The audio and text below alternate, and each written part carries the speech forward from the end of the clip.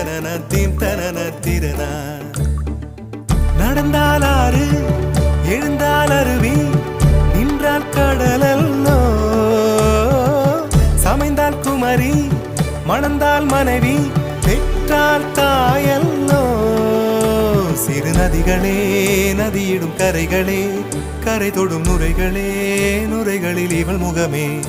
சிறு